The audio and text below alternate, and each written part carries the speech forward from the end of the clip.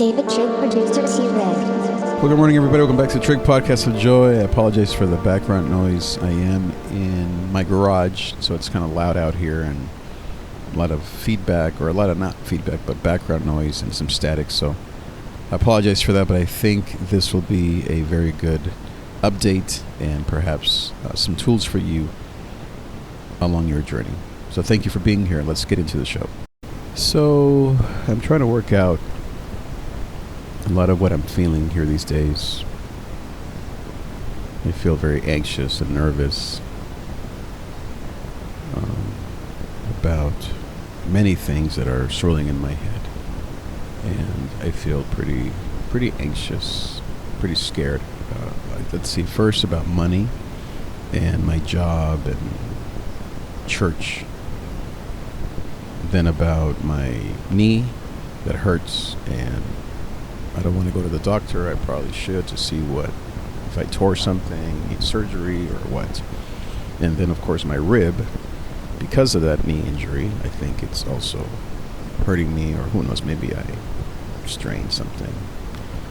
I was doing some stuff with the cars the other day, so but that's been a week or two of annoying rib pain. We all know what that feels like. And then our son, who's moving away to college, and it's very hard for me to not have him around and protect him and guide him and know where he is, friends and all that. The grieving of our beautiful father-in-law, church, and being exhausted in some ways of all the stuff I've been doing. I think I burned myself out. Needing a legitimate break from all of it, but I feel like there's no break in sight because of these things: my knee, my rib, David moving, and then of course my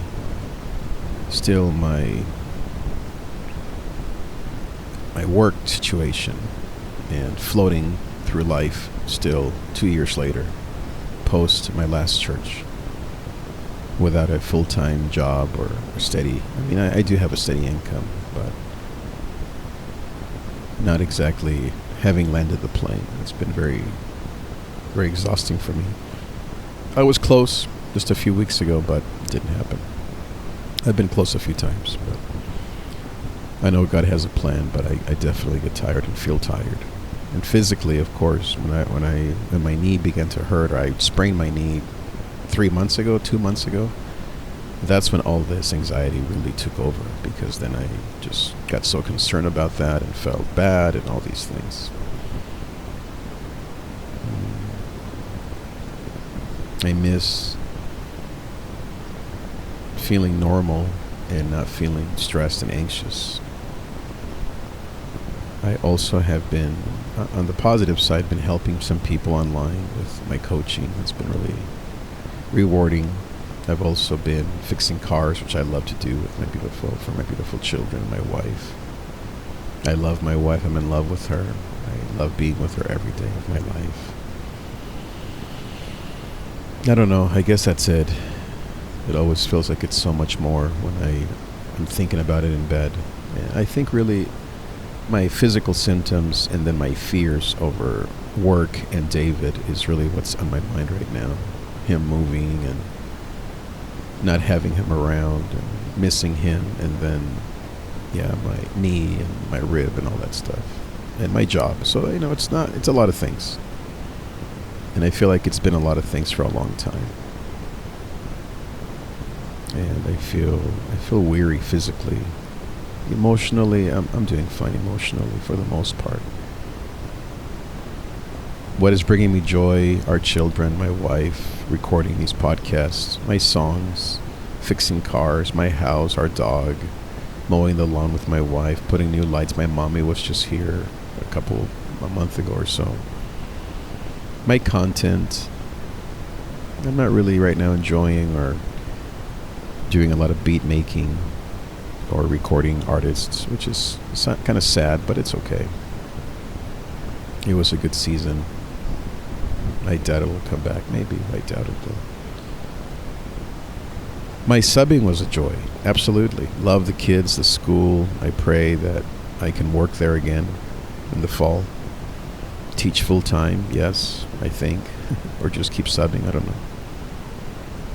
Work at a church, perhaps. I was close. I would like to have a steady income and do what I love. Doing worship would be great. So I think that's it. I don't know. I think I need to move my body with my wife. I need to just be with her, kiss her, hug her, go out with her, enjoy my beautiful wife. Go with her to Oregon and grieve with her. Her father, bring back. Oh yeah, I think. Yeah, no. I was going to say my mom, Rochelle's mom's car. Yeah, that was a loss. It basically just blew a gasket, literally. So that was tough. But by the grace of God, we're going to be able to get another car. So that's very, very fun. Very thankful for that. And financially, we're at a good place. I'm close, and I have a job, as I said. And trusting God for a new job soon here. Yeah, I'd like to do worship. I think that's really where my sweet spot is, doing worship in the church. I think that's what I want to do. So I think the lesson that I want to leave with you that I'm learning is that sometimes pain and difficulty, it clarifies things. It helps us to know who we are, what we're supposed to do. People like us that are so creative and have a million ideas, sometimes we need to learn the hard way. It really is the only way to learn sometimes. And this little crisis that I'm going through, that I've been going through maybe for 2 years, I think it's clarifying some things for me. And I feel like I have a focus and a direction, and my heart is speaking to me. When you're going through trials, listen to your heart. Even if the message isn't clear or is all over the place, listen to what remains. Don't listen to your panic. Don't listen to your fears. Listen to your heart. Even if what your heart says, like in my case, worship, it's something that you thought wasn't for you anymore. Listen to the simple message of who you are. And then realize that once you open that door, there's a million beautiful doors behind that door. You're not just stuck with the one thing.